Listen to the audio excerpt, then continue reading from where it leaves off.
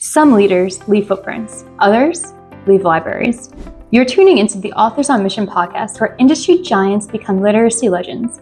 In every episode, we talk with authors who turn their brilliance into books that transform lives. I'm Danielle Hutchinson, your host and Chief Creative Officer at Authors on Mission. Welcome to your authorship experience.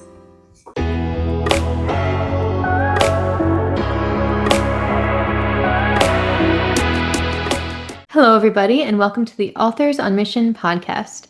Today, I'm going to start with a little exercise for you. Imagine you're 23 years old, and in the span of a few years, you've gone from being a promising young police officer to facing paralysis, life-threatening heart conditions, forced retirement, and so many other problems. Most people would see this as the end of their story. But what if I told you this was just the beginning of an 8-figure success story? Well, welcome to this episode of Authors on Mission, where we don't just celebrate success, we dissect the moments that forge it.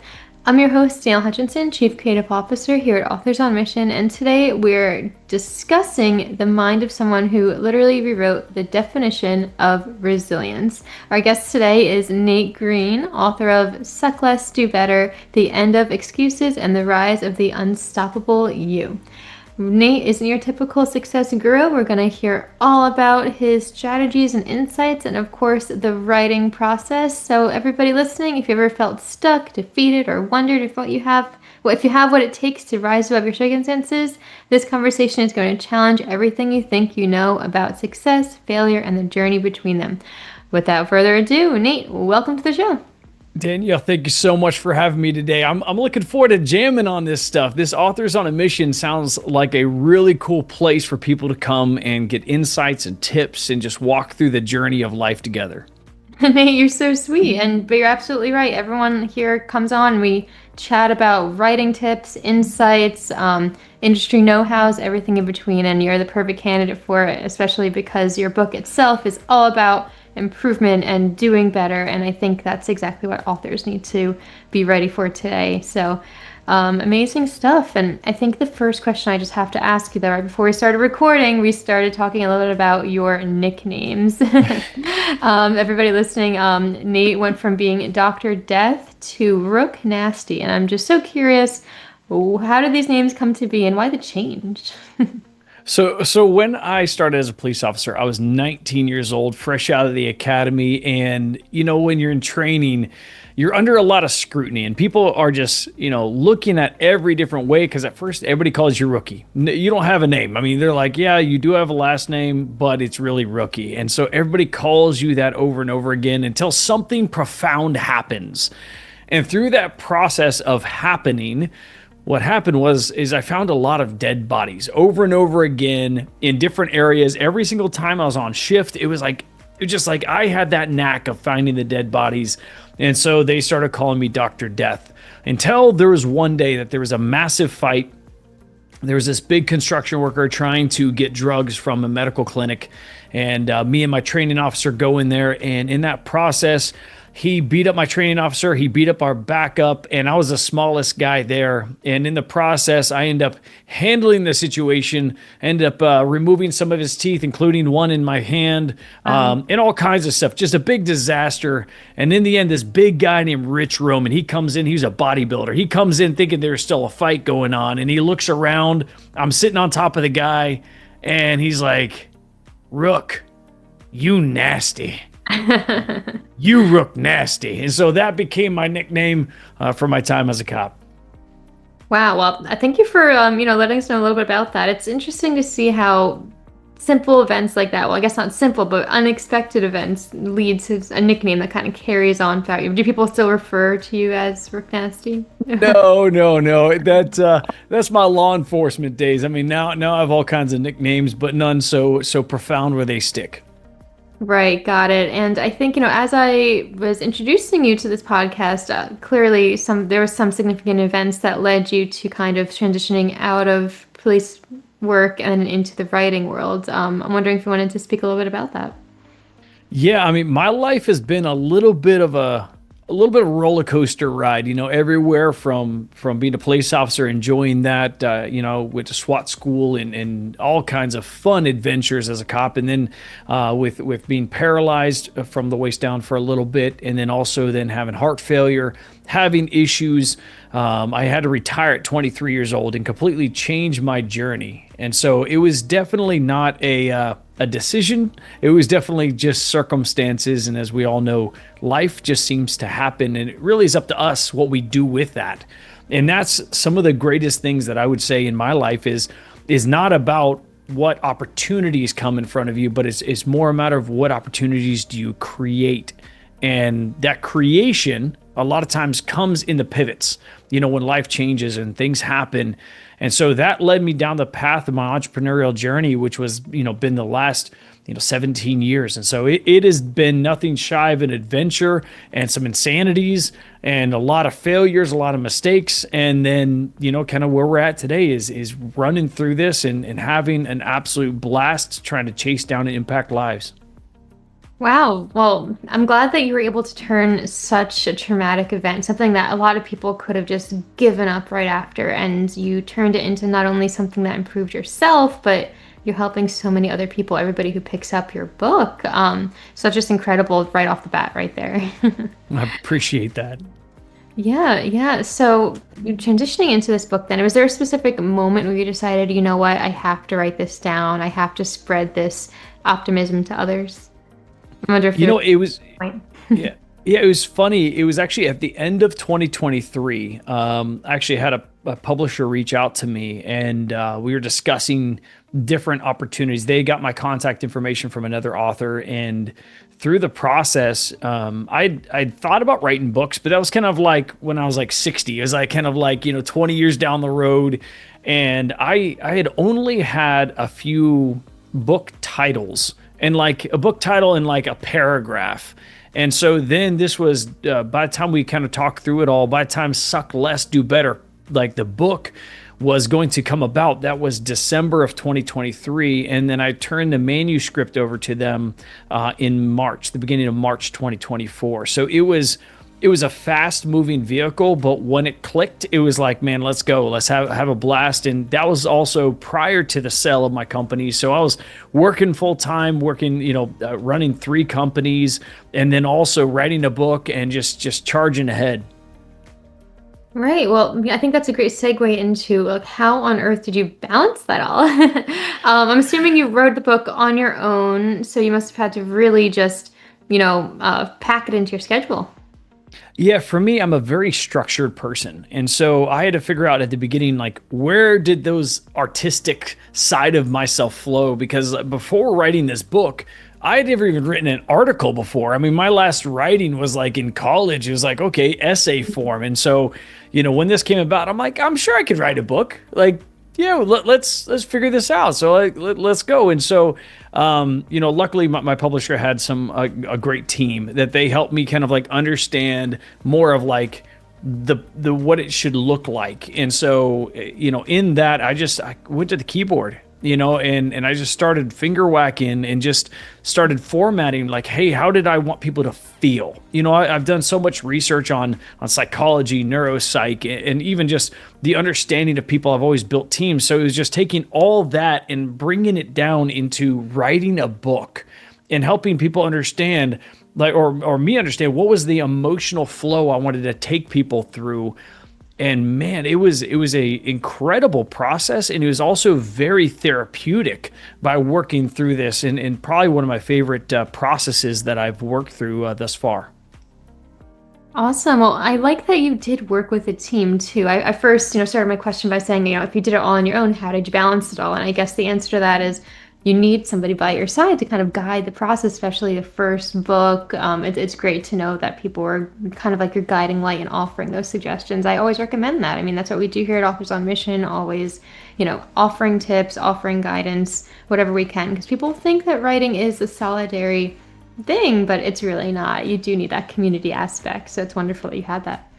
100%. You have to have a community. You have to have somebody to bounce the ideas off of. Because like sometimes like I'm an entrepreneurial guy. So sometimes I'm like, hey, what about this? And they're like, yeah, that might not work. And so like the ideas, and that's where, obviously they didn't assist in any of the writing process, but they were there with like the framing and kind of like making sure that, the outline was going to work before I went too far down the path of writing a chapter. I was like, hey, listen, let's talk about the global macro perspective. And it made sense to them and they got excited about it. And so that was for me, is like, do these people get excited about the flow of the book? And then once I saw them getting excited about it, I was like, okay, let's go. And it helped me really make me feel confident in the area and kind of the flow of where I was going. I like that. Yeah, a lot of people do feel discouraged in the writing process. They think, is anybody going to read this? Is it going to be any good? So it's, when somebody's showing that excitement, it really does amplify that. And I'm sure they also helped you kind of narrow down your target audience. You wrote this book specifically for individuals facing challenges. So I'm sure they kind of helped you steer the way. But as you were writing, what did you like? I'm sure there had to be a lot of insights that you had to keep in mind as you were writing to shape your writing style and content choices for that specific audience. Was that true? Yeah, for me, it's not just like people that are facing struggles or even trying to find a better future. For me, it was also about what age demographic.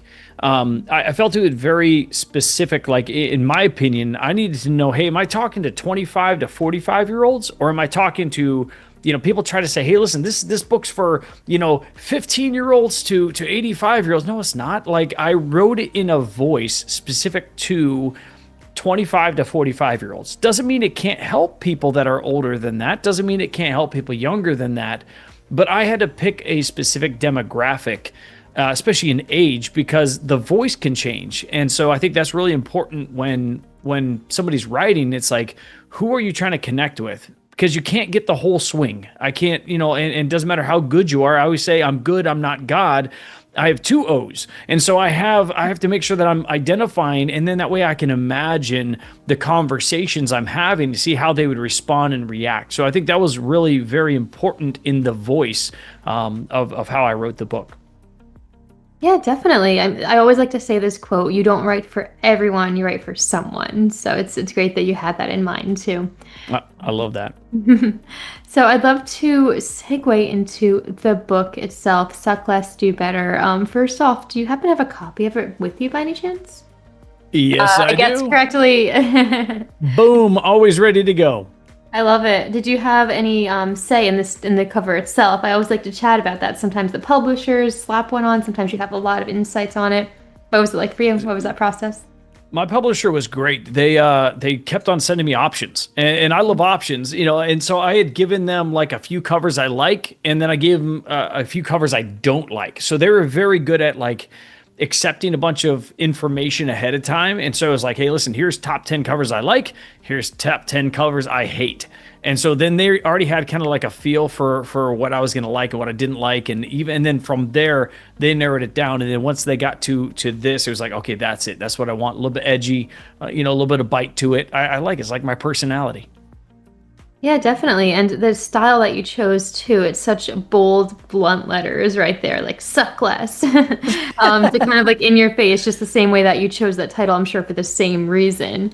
Speaking of that, did you have a reason for choosing such a blunt, no nonsense title for your book? I'm assuming something along the lines of like, no more excuses, just suck less. That's all it is, right? Yeah, and it was one of those things that became like this thing that I wanted to have some bite. I wanted to have some grab, also a little bit of a hook. But it's also that saying, suck less, do better, is actually something I've been telling myself for about 13 years now.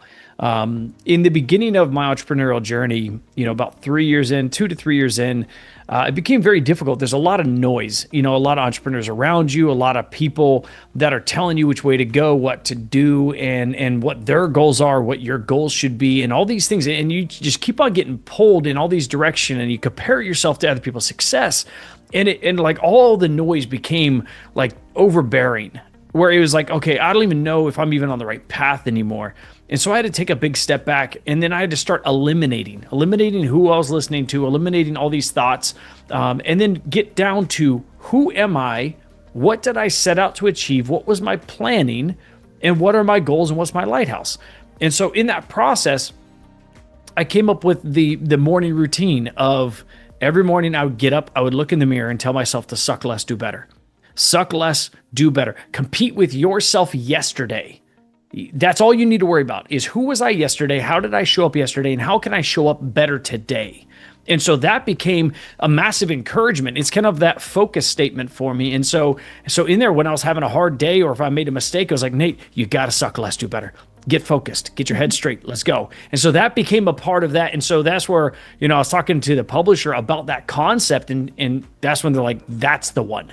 And I'm like, okay, let's go. And so then we took a saying, a concept, and then wrote an entire basically roadmap for people all the way through to the last chapter really talks about the concept of suck less, do better, of the real theory there of beating and only focusing on beating the person you were yesterday and every day getting a little bit better, a little bit better. Right. Yeah. Well, first off, really cool that it is actually your personal motto, something you told yourself. So you lived it, you lived the experience. And I guess that's proof for anybody reading your book. And there's the credibility right there.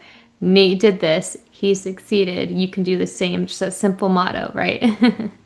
And one thing also, I was looking through your book and you actually kind of really focusing on the settlement versus the rising choice, which it kind of plays upon what you were just saying, right? You present life as a constant choice between rising and settling. I guess, for all of the listeners out there, how do people know which choice they're making every moment? I'm sure it's a battle with your instincts, would you say? Yeah, and it's the instincts, but it's also, as I get into the book about cracked lenses, a lot of times some of our instincts are based upon these cracked lenses, the cognitive biases that we all have. We're all shaped and formed from birth. Our parents tell us, hey, you're born to do this, or you're supposed to go do that, or, our family, we don't do this, or, hey, our family's meant to be poor, our family's meant to be rich. All these different things that we hear through our childhood, those form the way that we perceive every single opportunity in front of us, every single challenge we face, every single moment of almost every single day. And it's a matter of like, we're not built to go to college, or we are built to go to college. We need to be doctors. We need to be lawyers. We need to be this. And so as we're formed, what happens is what I found is the navigation in life pulls us in so many different directions. And so when you were talking about opportunities, you were talking about navigating these moments of rising or falling.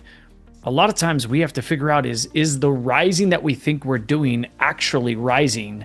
And is our acceptance of these difficulties, the acceptance of falling or settling, really where we're supposed to be? And is this settling, or is this just the way we see it? And so for us, I always think about, how do I challenge myself to the next level? How do I level up, AKA suck less, do better? And so you got to start challenging the way you think, the way you see life, the way you see opportunities. And I think that's a big thing that, I really wanted to hit on early in the book, which is why the chapter called Cracked Lenses is really early on, is because I want to make sure people start challenging the way that they see each and every piece, because the opportunities and the challenges in front of us, those aren't the end of the story. It's a matter of you either get to slide under it and barely scoot by, or you get to really chase after it and figure out what you can learn from it, grow from it, and what you can achieve on the other side. Definitely. And I love that you mentioned that too, because you asked yourself, how do I challenge myself to the next level, right? It's kind of a motto you need to keep along with, alongside of suck less, do better. What's the next challenge? But you do mention that many people never confront certain challenges that prevent your success. I'm wondering if this was a problem for you in your writing process, challenging yourself to, maybe take on a new skill or try a new type of, paragraph structure, chapter structure. I'm wondering if that applies to when you were writing the book. Man, the entire writing of the book was a ridiculous I guess that was a challenge. Yes, Yeah. Because I'd never written anything before, and I wasn't the best at grammar, spelling, and all that kind of stuff in high school, in middle school, in any school. So then going and saying, hey, listen, I'm going to write a book, is like, you're taking on this challenge, and you're like, man, like, am I really going to suck at this? Or am I going to be able to excel at this? And so I had to really overcome that imposter syndrome when it came to just writing a book. And then it's like, man, like, who am I going to impact? Who am I going to change their lives? And so then it became beyond me. where it's like, hey, listen, like, yeah, my story, my book, my aggressive title might not be for everyone, and it's not, and I'm okay with that. But I want it to be a hope for the people that read it and connect with my stories and walk through the process of really trying to chase after a bigger and better life for themselves. I want them to know that, hey, listen, I did it, and I'm no better than anybody. I'm just a guy that didn't know when to quit and always tried to look for a better way to do life and a better way to do Nate. Like, how does Nate become better? And I had to figure out how to learn who I was and how to grow who I was. And so I could become a better version of who I was. And so in there, it was this constant challenge of, hey, listen, who's going to read this? Why am I doing this? And even though I was able to write it fast within, 4 months or so, the battles mentally were just like kind of day in, day out, and you would hit these slumps and the slumps. But my thing is, I had to identify the days I was in the slumps and realize that wasn't a day to write. That was a day maybe to review. Maybe that was a day to not even work on it, let it breathe. Or actually, in my life, one of my favorite things to do when I was in a slump is find out what stories of my life best fit with the topics at hand. Because I'm not working on creative writing and writing, I'm actually thinking back through my life and saying, okay, hey, if this is the title of this, the lighthouse, if it's about the lighthouse in this chapter, what stories can I use that are practical? Maybe even get people laughing a little bit, maybe connecting with me in a different way. And so those were the days, instead of working on writing, I was working on stories. Like, what could I do about my life? What have I gone through that I can put in this book about this topic that really could connect with people? Wow. Well, I love the idea of not pushing yourself to write when it's not the time to. Being aware of your own mental state and your energy and your creative ability that day, it's going to produce better work than sitting there and just racking your head against the wall. What am I going to write? Kind of like that episode of SpongeBob where he's trying to write that essay and just has the word "the" on the page, right? You got to give yourself time. 100%. Well, I guess I'm curious to know, what do you do then when you do want to get into the writing space? Is there a certain routine that did let your creative abilities flow more naturally than others when you were in that zone? Yes, 100%. So it's before I look at emails, before I dive into anything else. So my writing time is normally 1 to 2 hours in the morning. That's it. Because once I'm doing coaching calls, once I'm helping other people, I'm working on business development, once I'm working on all that stuff, it's a different trigger in my brain, and it's hard to go back to complete focus, because if not, my brain's triggered in all these other ways. And so it's a part of my morning routine. I get up, I go through, let's say, doing some push-ups, whatever the case may be, go through my morning process, and then I don't sit at this desk. This is my work desk. And so what I do is I sit in a different spot, and I don't bring writing here. And so then that way I have a chair. I have another desk that I work on, because there's no screens. This spot has too many screens. I got 3 screens right here. Like, there's so many distractions, emails and pop, oh my gosh, alerts everywhere, versus in a different space. So I create like mental triggers to help me keep away from, let's just say, go mode in business development or coaching or email correspondence or all this other kind of stuff. I just try to make sure I keep myself in the right spot.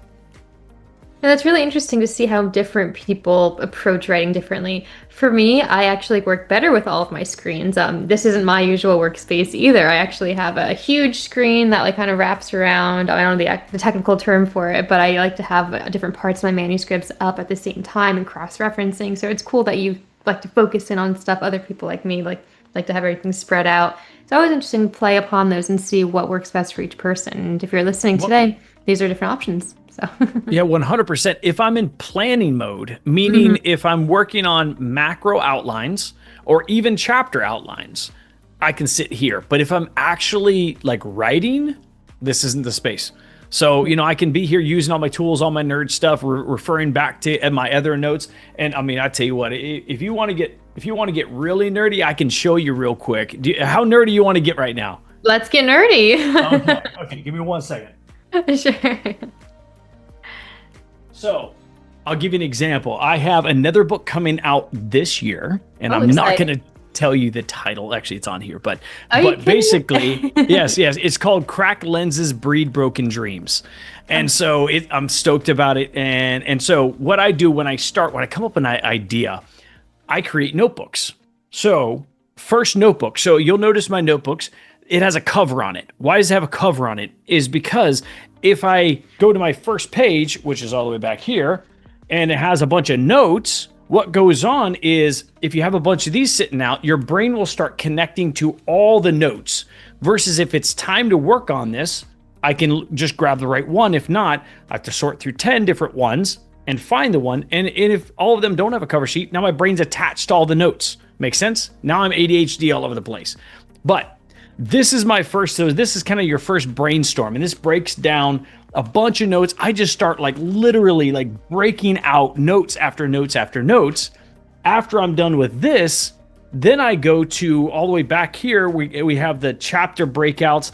I even have my emotional flow chart. I don't even know if you could see that. I'll show you. I always make sure, see this right here? Oh my gosh.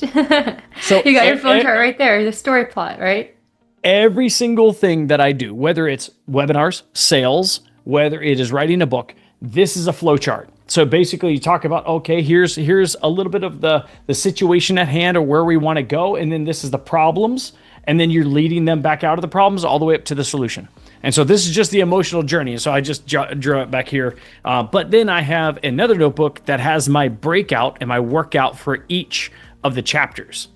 And then this is where I kind of outline the different chapters. And then after maybe my first 2-3 weeks of working on it, then it all goes to Google Docs and we take it from there. But I figured I'd show you some of my nerd space, some of where my head space goes, because and then I keep on referring back to that when I'm in my other seat, where I can then jam on it, and I have my original notes, thoughts here, then my Google Docs up in a laptop. Nate, I feel like I'm being hustled here. You told me you know, this is your first time writing, you were so inexperienced. You have notebooks ready, you have everything out and planned and like, how did you come up with this process? It's brilliant. It's learning how my brain works. And that's just it. Like I've spent so much time learning me. And that's where everybody spends so much time learning AI. They learn all this other kind of stuff. But I've spent the last 17 years figuring out how I work, how I messed up, leveraging how I messed up to then be able to leverage it for proper growth and development and maximizing my momentum.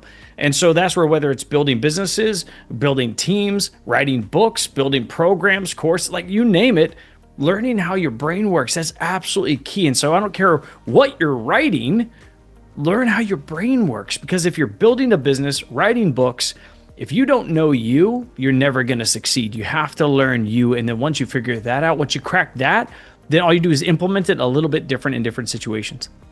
You have to learn you. I love that quote. I feel like that should be like the quote of this episode or something. It's a really profound one. You need to know what you're good at and know what you suck at, so you can stop sucking, you know, kind of relating it back to your book and you know, improving yourself. You have to know how your own brain works. That's something a lot of people, I guess, don't do. You got to be self-aware. Yeah, 100%. You know, it was crazy. That was a big awakening back actually while I was a cop. I started researching me, you know, career tests, cognitive tests, personality tests, to really understand like what was my real potential in life versus maybe what I was told I should do. And that's really where, going back to that, is like, you know, when I told my dad I was going to start my first business back in 2008, he told me, he said, Nate, listen, I think you should go get a job with a pension or retirement. And he tried to get me to not start my first business.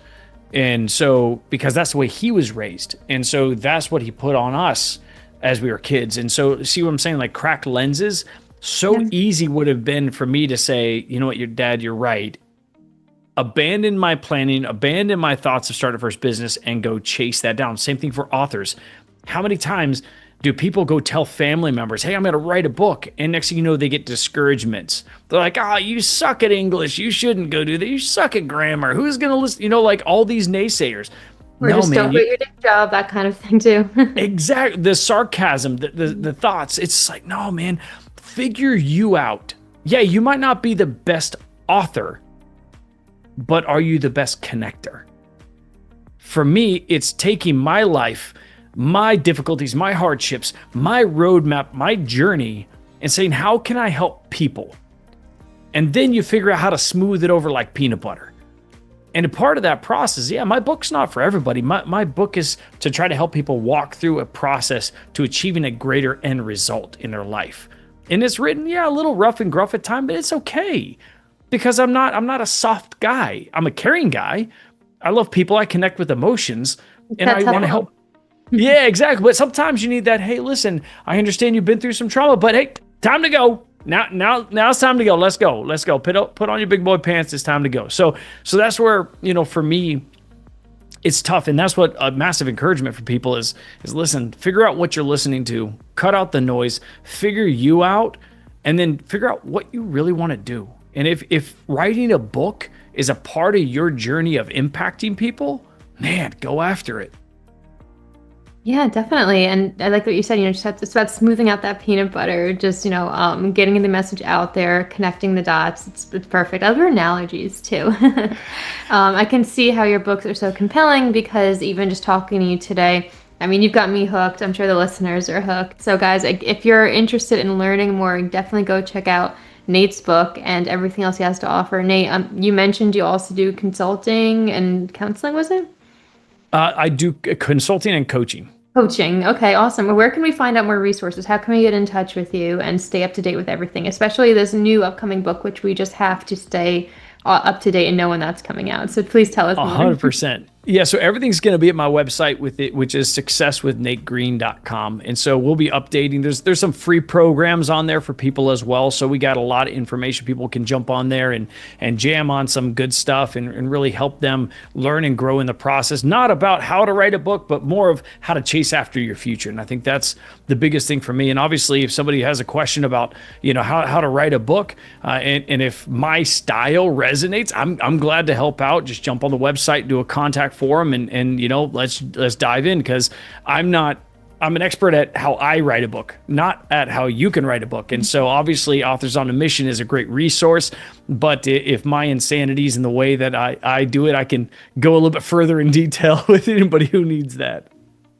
Well, hey, I think we all do need it. You're very insightful and you have some great strategies, but you do make a good point. The notebook strategy might work for you, might not work for somebody else. So yeah, everybody, first step, go ahead and click on over to Nate's sites. We're going to put the links in the description box of this podcast today. So nice and easy for you to access it and figure out some strategies, get to know yourself first. And then when you do know yourself and the strategies that work best for you, you can come to us and we'll help you out with the editing process. If you want to ghostwrite or promotion, marketing, whatever it is. So there you go. You have it. If you want to write your book, you got the resources right here, everybody.